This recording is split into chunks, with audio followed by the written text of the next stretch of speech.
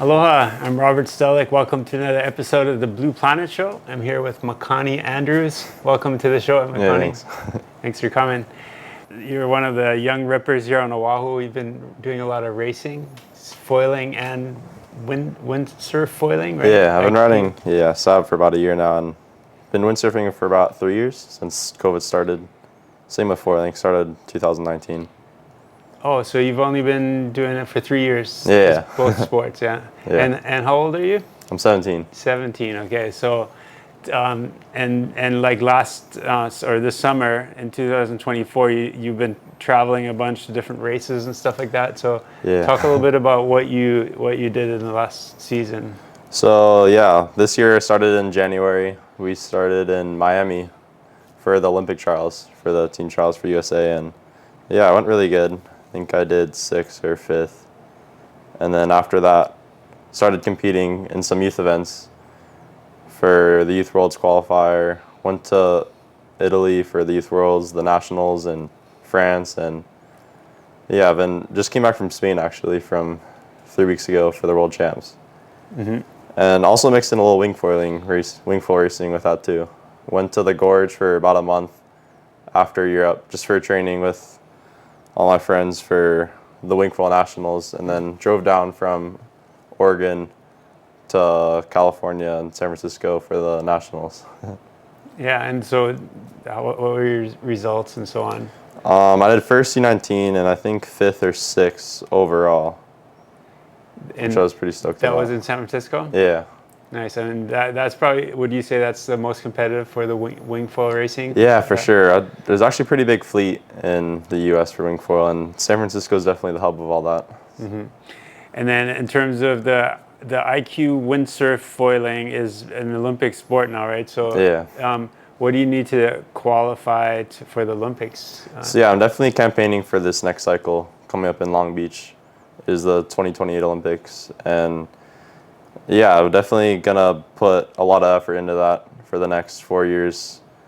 First, you gotta qualify in the team trials and qualify the country later on after that. So the first step is to qualify for the team trials. Yeah.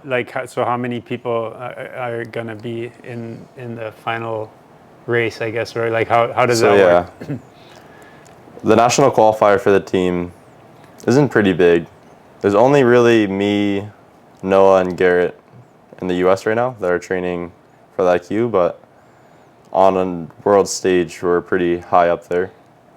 So it's not very huge fleet, but it's definitely really competitive in the U.S. Okay. So in the Paris Games, who won that race, or who won the gold? The gold regatta medal? or one for the U.S.? For the overall world, the gold Yeah, medal. so Israel got first, and then followed by Australia, and then the Netherlands. Interesting. So Yeah. U.S. wasn't in the top. They were top 10. I think they got 7th or 8th. Okay. Who was the racer for the U.S.? That was Noah Lyons. Yeah. Oh, okay. So would you say he's your biggest competitor for the next Olympics? Yeah, for sure. But I see him more as a training partner, and definitely going to be putting a lot of work with him the next 4 years, just pushing each other to get better. And he's been coming to Oahu as well to train with you guys. Yeah, he's actually coming next week for us cool. for a month or two of a training block. Yeah, cool. And so you guys train a lot in Kamehameha Bay? Yeah, that's kind of our main spot. At the yacht club? Yeah, at the yacht club there. Nice, yeah. So, and like, how would you compare the windsurf foiling with wing foiling? Like, how is it? I'd say it's really similar. Like, I definitely switch off between those two disciplines a lot. Definitely the racing aspect's the same. A lot of board handling's different because the sail's not attached to the board on the wing, but the windsurfer it is. But you definitely get a lot better feel for the kit on the wing foil. It's kind of my favorite water sport is the wing, because you can really feel the foil and you're holding the wing, and you kind of just feel everything that you're doing on the water, which is pretty cool. And I've noticed too, like, it seems like the foils are kind of different too. Like, you use a longer fuselage and stuff for windsurf foiling, right? Yeah. Why is that? Why do you need a longer fuselage for the windsurf? I think the longer the fuse, the more lift you get. It's also much more stabler. You can see on the windsurfers, we use huge boards, and you really need that fuse to point upwind, to be stable, to really push the kit really fast too on top speeds. For stability kind of Yeah, thing. for sure. But are you able to get foiling in lighter winds because you have a bigger board and big sail and stuff like that? Yeah, for sure. Yeah. So I think when the foil came out, we started using these huge boards. I think a long time ago when they started doing speed records on the windsurfer, they're on really narrow boards, really small Speed sinkers. Needles, yeah. And now we're on huge, like, floaty boards. But once they're out of the water, it's really no drag at all. So it's really nice. But the big boards, does this helps to get going in lighter winds? Or Yeah, for why sure. Is that why you choose those Yeah, boards? definitely just because of that lighter. Heavier, you could go a smaller board, and it'd be a lot more stabler almost. Your board wouldn't hit the water as much. But yeah, it's just for that lighter kind of sessions. But is it a one division where everyone has to use the same Yeah, it's equipment? one design, so everyone has to use the same stuff. So you can't, like, if it gets windy, you can't just use a smaller No, board, you just kind of got to hold on, it's just the same pull thing. on somewhere. What about the sails? Are they always the same size? Yep. Or It's all one design. So everyone's, for the men, everyone's on 8.0. But if you're in the U15 category, you can go on smaller sails if you want to. Oh, so 8 meter, no matter how windy it is. If No, it's yeah. light wind, strong winds, whatever. Yep. Everyone's using that. Usually like maybe 6 to 25 knots in that window. Yeah. And then I guess wing foiling, I think you guys are hoping that becomes a Olympic for sport sure. at some point too. Right now, wings in a really, like, I don't know. It's in this place where the gear is so advanced and everyone's coming out with new stuff. Like, it's kind of just like spiking in, I don't know, foil, people making new race foil. So like whenever a new foil comes out, everyone buys that foil and everyone gets a lot faster. So I think once that slows down and everyone can pick a brand that works, I don't know, similar for everyone, it can come to that point like the IQ where it's one design and everyone's on the same level and it can be a lot more competitive. Yeah, I mean, I guess in the Olympics, like all the those kind of sports are pretty, like, it's really like there's a lot of rules on what you can use, right? So it's kind of standardized equipment, and I guess would that have to happen for wing foiling to become an Olympic sport? Like, yeah, for sure. Everyone has to be on the same stuff, but it's kind of having a push for it right now. Starboard came out with the first one design equipment for the wing foil, and it's not going to be in the Olympics for Long Beach, but it might be after that for Australia. That'd be 2032, yeah. Yeah. I know stand-up paddling is kind of making a push for getting into the Olympics too, but really? Yeah, but I think it's kind of challenging because it's under the surfing, and surfing just became an Olympic sport. So, yeah.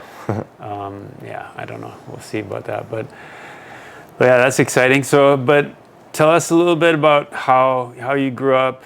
Are you born and raised on Oahu? Yeah, I was born and raised in Kaneohe. And I've been sailing my whole life since 5 years old. What kind of sailing were you doing? Same yacht club, but we're sailing Bics and El Toros, stuff like that. Then slowly got up to bigger, faster boats. And then during COVID, my friend's dad, Mark, works for Allman. He's the manager there, and Allman Sales came out with these wings, and he got us on them, and then we really fell in love with that. That's kind of how we started foiling. And after that, started surf foiling, kite foiling, and eventually windsurfing too. And now we have this huge kind of like background of water sports, which is really cool. Yeah. So did you ever sail on those, the Moss or the foiling sailboats? Yeah, I started wasping too during COVID, and it was really fun, but I don't know, the wing foil is a lot more simple and a lot easier, more rider friendly, and I kind of stuck with that. So in terms of the fun factor, how would you compare wing foiling to windsurf foiling? Yeah, definitely wing's the funnest because you can do everything with it. You can ride waves, you can do freestyle, and you can even race on them now, which is pretty cool. Windsurfing's more racing, more racing strictly, I guess. You can freestyle on it, but the race stuff is pretty, I don't know, fragile, so you can't really do stuff with that. Right. But then I guess guys like Baltz Muller do some pretty crazy freestyle stuff on the windsurf foiling too, yeah. But But yeah, I guess on the race gear you have to be careful not to break stuff. Yeah. Yeah. Okay. So you started sailing, and then basically through your yacht club is how you got into foiling. Yeah. The yacht Yeah. club. Yeah. Okay. And then you have a pretty good group of young guys there, or young kids, guys and girls, that are into the whole. Yeah, it's a pretty big program over there. Yeah. Yeah. So how many youths are in that program? I think definitely over 20, and then maybe over 5 girls too that sail down there consistently. Yeah. One of them is your sister, right? Yeah. She's in college right now, though. Oh, okay. Is she trying to get into Olympics too, or like does she? I don't know. ambitions She's gonna try for the Pan American qualifiers, but recently there's just been a sail change in the IQ. Like, I mentioned you had the same sail for all kind of winds. So when it gets really windy, the bigger people tend to do better. So it was at that point where you had to be over 200 pounds to be competitive in all winds. But now they did a sail change from the 9 meter to the 8 meter for the men. So you can be a lot lighter, and it's going to have a lot more involvement with people because they don't need to be 200 pounds to succeed in that. So a lot of people benefited from that, like my sister. She doesn't need to be heavy, and she can kind of compete on a fair level with everyone else. So she's going to try for like the Junior Pan American Games this year. Cool. Cool. And then so for the women, it's the same size. They use 8 meters. Yeah. So we're on the 8s, and they went down from a 8 meter to I think it was a 7.2 or something like that. Okay. Okay, so that makes it more competitive for for sure. the average person. Interesting. I saw at one of the trade shows, I saw Sven was showing me the one design wing foil wing, and it had like a zipper on it, so you could take off part of it, right, or something. It's kind of more budget friendly. Like you don't need to buy winging's kind of limited because you have to buy all these wings from 6 to 4 meter to race in all these kind of wind conditions because you can't depower the sail like the IQ. So the kind of idea behind that is you only need to buy one wing maybe for all winds, and you could unzip part of the canopy to depower it. Yeah. And then that's I guess the thing about the one design is that everyone has the same equipment, right? And then I guess you can choose to take off part of the wing if it's too windy or too overpowered or something like that. I mean, and I guess that is a good concept to make it more fair for people that can't buy all the latest and greatest equipment. For sure. Right? It's kind of, like I said, the more budget-friendly it is, the more involvement you're going to get. And foiling's really on that tough side of getting that best equipment, but having that aspect of being able to use one wing for all winds is kind of a good idea, I think. Yeah. So let's talk a little bit about the wing foil racing and the equipment and so on. So what do you see, I guess during this last summer, it seemed like a lot of the racers were on the ozone fusion wings with the 2-layer wings that So and what was your experience with that, and how much difference is there between a single layer wing and one of those kind of like I said layer? Before, it's really in that spot where ozone just came out with that double skin wing. It's not really double skin, it's inflatable even. And it had a huge improvement in all angles, upwind and downwind. And with that just coming out before the event and everyone having those, it was really above all the other models, I guess, with single skins and all that. But now all the other companies are kind of catching up to that, making double canopies. And I don't know. I think it's going to catch up to that. But the double skins were definitely fast. Yeah, so the double canopy, it basically just reduces the amount of drag the wing has, I guess. Yeah, less turbulent. Instead of having a huge bladder and a canopy and having a huge, turbulence in front of that, having 2 layers tapering off to the leech makes it a lot more, wind flow better on the wing. Yeah, I mean, I've done some testing too, and I've noticed that just, especially going upwind, it's a lot faster, and you can just get a steeper angle. Yeah, for sure. Going faster at a steeper angle into the wind, just because, it has less drag, noticeably less drag. And I think in the downwind, I didn't notice as much of a difference, but you think it's faster on all angles? Downwind, it was pretty tough. We did a little downwind race from Oregon. It was half an hour, and the single skins actually did a lot better. Just because for the inflatable ozone wings, you kind of have to be going really fast for them to work really good, because on the wing, to get the best angle downwind, you have to pump your wing, pump your board, and essentially you'll go deeper downwind.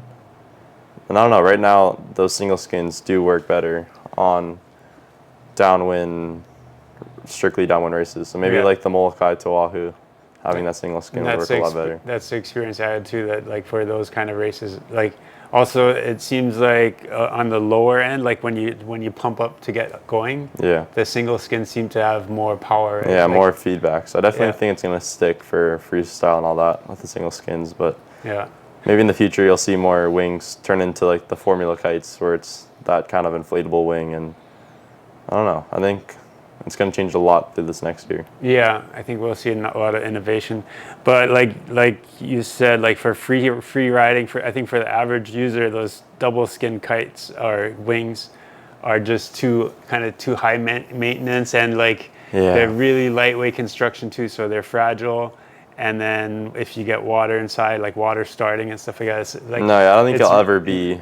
Right now with the first V1, it might, I don't know, it was not good at all. Like it's really like impossible to fix too, like with that canopy being really fragile. And I don't know, I don't see it being good for freestyle at all. Yeah, I mean for the average users, I wouldn't recommend those wings, but I mean for racing, if you're just out to have the fastest time, then it's like kind of in those really competitive races, it's like almost you had to be on one of those to be competitive, right? Yeah. So I mean, and I've always thought, or my thinking was always like most of the speed comes from the foil, you know, like the foil is kind of makes the biggest difference in the speed, but it seems like the wing has become a lot more important recently, right? For sure. Just like, I don't know, having a whole different concept on your wing with the double skins works a lot, but my sponsor right now, PPC, for the wings, we're doing kind of a double canopy, and I think it's going to be really successful against the ozones too. Okay. So how does a PPC double canopy wing compare to the ozone one? Like I don't know yet. I'm getting a shipment soon, and then we'll do some testing with my friends back in Kaneohe. See how it compares. Make some more, I don't know, changes in it, in the design, and work on the prototypes and stuff. So, but I think you told me that it wasn't like a full, like it doesn't go from all the way from the leading edge all the way to the back. It's just like kind of a partial. Yeah, so kind of the idea with the double canopy instead of the inflatable ozone, like I said, like with the downwind racing, you have a huge gains with not having an inflatable wing. Like, so the idea, it's kind of a hybrid. It's okay upwind, but still good downwind. And it's kind of more of an all-around wing having a double canopy. And maybe you might see more gains in the downwind with that. I saw Starboards had like that one design wing too, had a double canopy kind of, but it was like only maybe 2/3 of the wing was the inside canopy. And then it was open on both ends, so it seemed like the water would be able to drain out a lot easier too and stuff like that. So I guess it's more of a hybrid between. Yeah, there's a lot of prototypes right now, but I think from a year from now, like all the companies will catch up to each other, and it'll be more of an even playing ground. Because like the foils, everyone's pretty similar too with that. Right. Okay.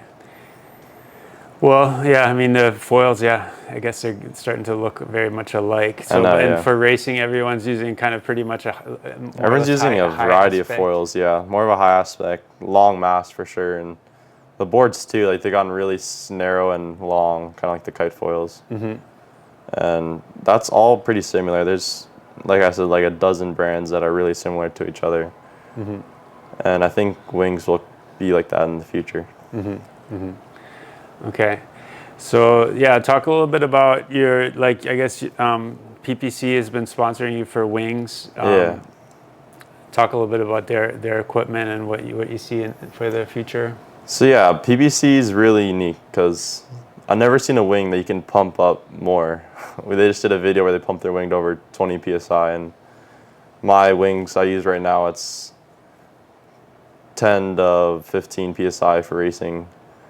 And I definitely think once they get their new canopy designs for the wing racing, it'll be a lot faster. I also ride their boards too for that. Do they have a race-specific model like that's made for wing racing? Yeah, there's some prototypes out there, and definitely gonna have one of those for production soon, I think. Okay. Okay, and then for the foils, your sponsor is SUP Foils. Yeah, I've been really stoked on SUP and all their wings. Especially their race stuff. The Red Devil is super quick and super competitive with all the other brands, which is really nice. The Red Devil is what you use for racing? Yeah. Okay, what size are you using? I think a 704 for the heavier and 804 for the light one. And yeah, everything else stays the same, like the mast and tail for all that. What length mast do you use for racing? Shoot, I don't know. I think about 100 centimeters, something around there. Yeah, about 1 meter, yeah. Yeah. Okay, and then in terms of fuselage, tail wing? Yeah, it's all in the Red Devil kit. All that stuff is online, and it's what all the riders use. Okay. Yeah, okay. And they have some new stuff coming out. Are you going to try some of their Yeah, I'm going to get some new stuff ones? in. I'm really stoked on it. It looks really sick. Their new pump foils and new maybe even race stuff. Yeah. So yeah, and I saw their stuff at the AWSI show in September in Hood River, and pretty impressed by the whole program they have and stuff like that. So we just became a SUP Foil dealer. We're going to be like the exclusive dealer here on Oahu and in Hawaii, actually. So pretty excited about it. And I've been using the Medusa Pro, forget what size, but one of the smaller wings for wing foiling. It's super fun. Yeah, it's kind of a nice combination of glide, but still easy to turn and stuff like that. So I've really been liking the foil a lot and still getting used to it. But let's talk about this one a little bit. This is the Leviathan. It's a huge front wing. Yeah. This is 1350. Pump foil it's a machine. pump foiling for pump foiling. So you haven't tried it yet, but we're gonna have you demo this one, right? Yeah, we're gonna get out there on this one. What have you been using for pumping and stuff? I've been using the Razor Pro for surf foiling and Medusa, the small size for that, for wing freestyle and all that. And then yeah, the Red Devil for racing. And then, but for pumping, do you have anything for pumping right now? No, I don't. So okay. definitely think this one's gonna be a lot more efficient with a huge front wing and the small mast. Yeah, yeah. So, and yeah, the shorter mast, this is a 730? Yeah. Yeah. So a little bit shorter mast makes it a little bit easier to get up on foil, right? Like, and yeah, it's more efficient too. Like the smaller mast, the more like feedback you have from the foil on each pump. So the longer it is, less efficient it'll be. But it's also more stiff too, smaller the mast. So it's a pretty good option for pump foiling with that size. So stiffer, more efficient, and then I guess you also have less drag from the mast. Yeah, more like feedback too on your turns too when you're breaching the wing, coming back in. Okay. Which is also pretty nice. Yeah. So I guess you're looking forward to seeing you get some footage with this one. Yeah. So yeah, we actually have the stuff here in the shop, so maybe we can move over there and talk a little bit more about the foils. Let's do it. All right, let's move over there. So Makani, let's talk a little bit about the SUP foils.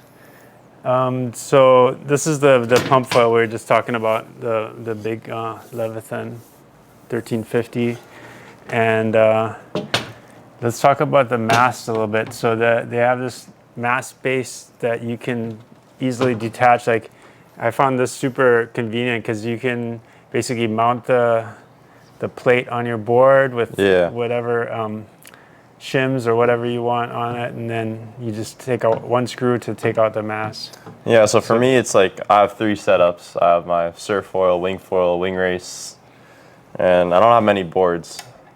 So it's really convenient just throwing a mast plate on there, keeping in the same spot. And all you really need to do is just pop this one screw out and then switch your whole kit out for what you're trying to go for. It's really good fit too.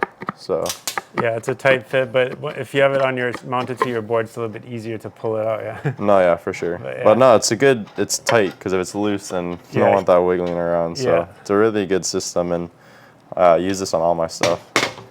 Yeah. So and then all these parts are titanium too. So and then this bolt has like kind of an angle on it, so when you tighten it, it automatically pulls the mast down into the slot, and it makes it a super tight connection. There's really no wiggle at all. Like sometimes some masts, like even like sometimes the screws get a little bit loose and you feel a little bit of wiggle.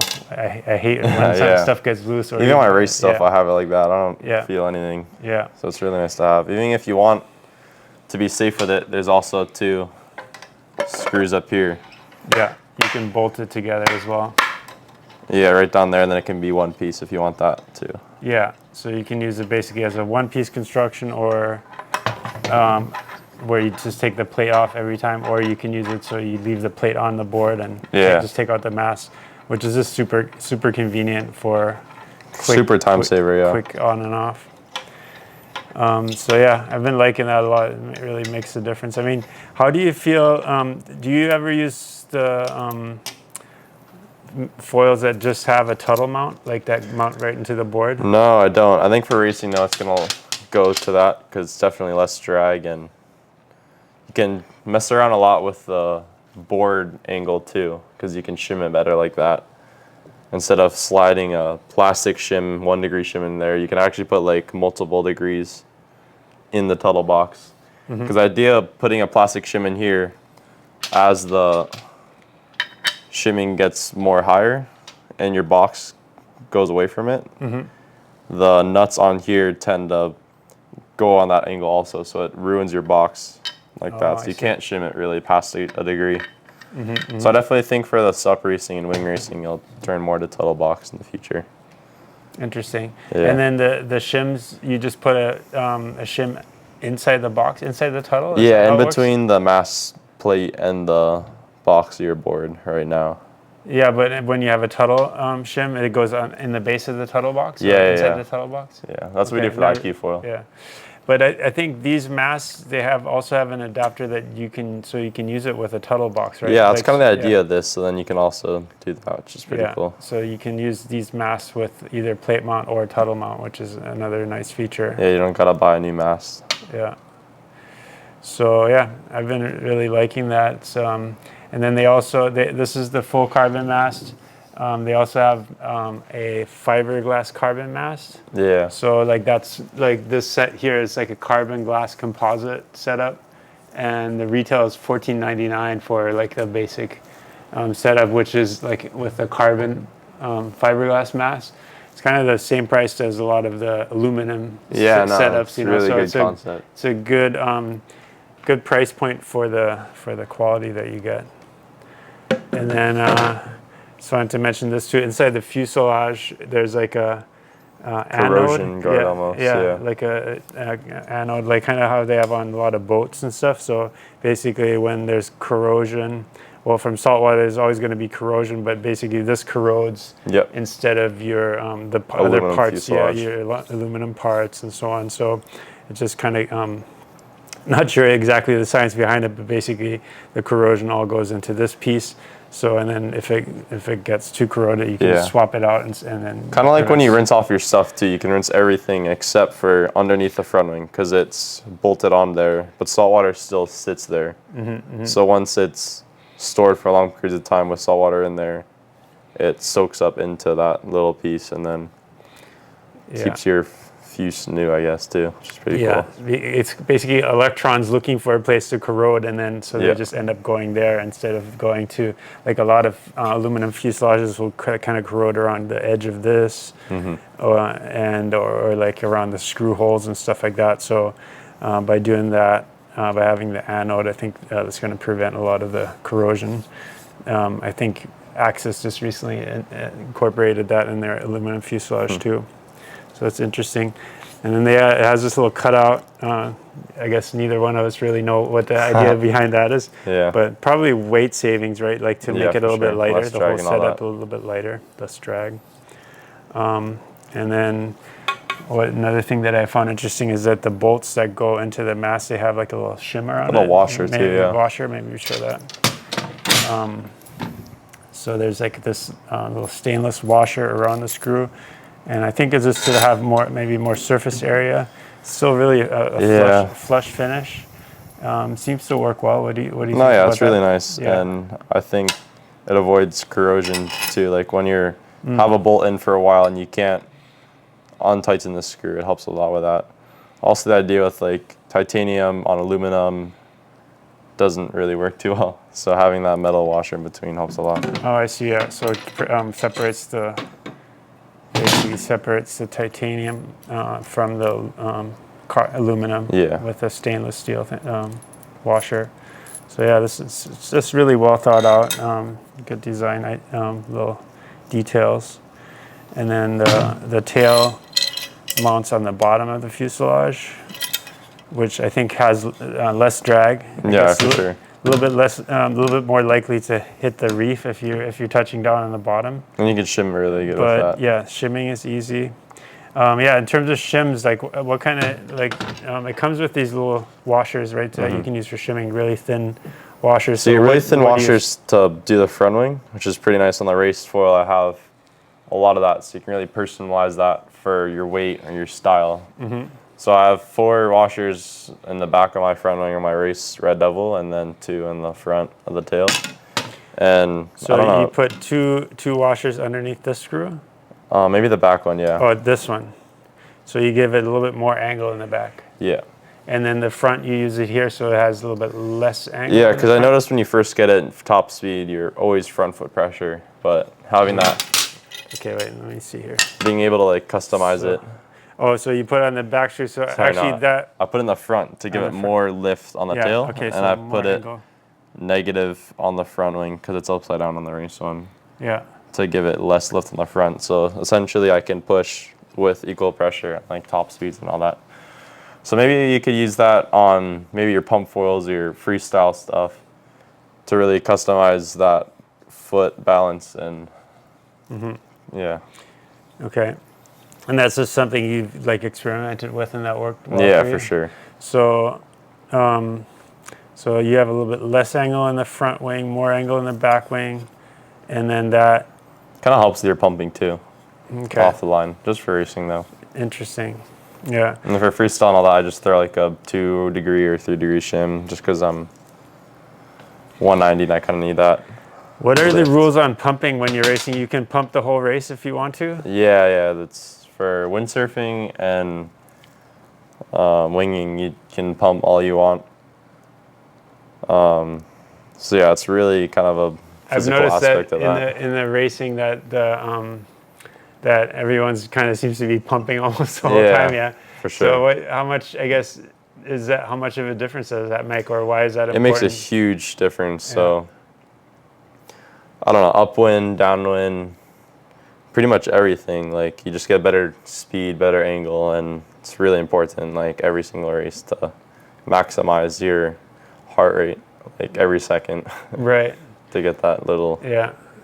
I mean, it's kind of the same is true for the downwind foiling. Like the fast guys like Edo, he's just like pumping the whole time almost. No, You know? It's yeah. like he never really stops pumping, Yeah, right? for Even sure. when he's catching a bump. I mean, sometimes obviously you're right when you have a good bump, but then like just always trying to kind of keep going at Yeah, max, for max sure. speed, right? So, and I've noticed, especially going upwind. I mean, even like when you're just free riding or whatever, if you want to go upwind at a really steep angle, just it really helps to pump and kind of get a steeper angle, right? Yeah. Because you create that So extra. yeah, having those energy. shimming, like, I don't know, makes it even more like each pump does way more when you have more angle on the tail, or I don't know, just messing around with that a lot helps your speed and angle and all that. Okay. That's really nice because not much foils can do that. Everyone sometimes complains like, oh, the angle of this, I don't really like it too much, and they can't do anything about it. And I really like how this is really customizable for everything. Yeah. So this is the Razor Pro. Yeah, so I use for surf foiling. This is what you use for surf foiling? A little bigger size though. Yeah, 675. So this is a really small one. I actually wanted to try this one for myself. But yeah, and then the one I've been using is the Medusa Pro, which is, I don't have it right here, but it's kind of similar in shape to the Baltz Muller model. This is like the new Baltz signature model 707, and it has kind of like the kind of thin tips. So, but then in the middle it's pretty wide. kind of more like Yeah, it's really nice for mid-aspect kind of high everything. aspect. Yeah. For towing, winging, and all that. Yeah. So what I've noticed about this is kind of has a nice it has a glide, almost a glide of a high aspect foil. Like it's real fast and low drag, but it like in terms of just like turning and all around use, it feels more like a mid aspect, because and I guess it's kind of like a combination of mid aspect and high aspect. And and then what I also noticed is that they're really tough, like well built, right? Yeah. These are all made in Italy at the Saab factory. So they're not made in China like most foils. I like the most about them is the finish too. They have this new series where they do a professional finish, and yeah, it's really nice and smooth.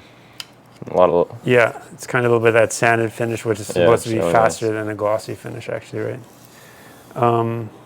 But yeah, I found them really durable.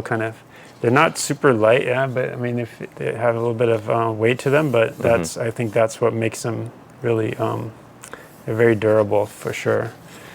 And then they have like a little bit of this curve on the back here, which seems to give it a little bit extra lift for the size too, right? Yeah, for sure. Yeah. So, and then you said use this one for surf foiling, but the bigger size, what size do you use, do you know? It's more of a high aspect, so I use... Yeah, talk a little bit about this foil. Yeah, I really like the Razor Pro, and it's really rider friendly for surf foiling too. Like it breaches, it's really nice. I don't know, I think this size would be really good for towing too, just because of how small it is. It's really good for that. You could see a lot of like, whatever, dihedral for that. Maybe even downwinding too. But I think their new Leviathan stuff is kind of a more high aspect and might be a little better for SUP racing, surf foiling, and all that. Yeah, and this is the Leviathan, but That's basically the huge size, yeah. And smaller sizes, I think, would be a lot better for that. More this shape and smaller sizes. Huh? Yeah. Okay. So, and then the red, what is the one you have? Red Devil, Red yeah. Devil. What's the difference between these and the Red Devil? Like how is the Red Devil? The Red Devil's different? a lot thinner, I'd say. I actually Thinner. we did a huge training session on the wing for wing racing, and then we went to the waves after, and it towed really good actually. It's really efficient, a really small fuse, and Like a shorter fuse? it's a lot less drag, I guess, I'd say. You can't jump them though, because that's the thing. You really want a fast foil, so you really want small diameter on everything, the fuse, the connections, and all that. But what's good about the fuselage on the Red Devil is different than this fuselage? Yeah, they have the front wing flipped, so instead of the connection being here, it's on top. Okay. So it's, I don't know, it's super efficient, but yeah, you can't jump them. So that's kind of where this heavier stuff, the more durable stuff comes in for that. Right, for sure. Yeah, so for the, like same as with the wings, like when you're racing, it's all about the speed, and you're not worried about other stuff as much. But, No, yeah, for sure. Regular riding, having the equipment that you use for racing is not really a good idea, because you just end up trashing your gear, and especially if you like to go out in waves and stuff like that, you want something that, jumping, anything like that, you don't want to have equipment that's super fragile, for sure. They come with this cool bag. This is the bag for this really huge wing, but so the bag fits everything inside, nice travel bag. Anything else? Yeah. No, that's kind of about it. Yeah. I'm really stoked on, I don't know, all their quality, I guess. Like, it comes with extra screws, all these different washers, tools, covers, and yeah. Yeah, extra parts too. If you lose something, there's extra screws in there and stuff like that. Yeah. And then the quality, it's just like, the fact that they have their own factory and they make the stuff in Italy. It just seems like the quality control is really good too, and and then they have stuff in stock. We can drop ship it anywhere. So if somebody wants to order one of these foils, we can special order any kind of size, parts, whatever, and have it drop shipped directly to the customer as well, which is kind of a cool thing, and get it within a few days. So, all right, well, Any last words or anything you want to say to the foil community? Yeah, definitely be posting a lot more stuff on these new wings, and yeah. Oh yeah, Be so sick. where can people find you on social media? You can find me Makani.Andrews on Instagram, and yeah, I share a lot of sessions on the waves and all that. Yeah. So and that's where you share the most stuff is on Instagram, right? Yeah. Okay. So check out Makani. Thanks for coming to the show. Yeah, thanks for having me. Right on. Yeah. Okay. Have a good day, and might go out foiling later today. And you said you were gonna go downwind foiling. Yeah, we're gonna try that out. Gonna do a downwinder, and I'm probably gonna go wing foiling with my buddies. So have some footage from that, hopefully. So yeah, thanks for watching, everyone. Take care. See you next time. Aloha. Awesome.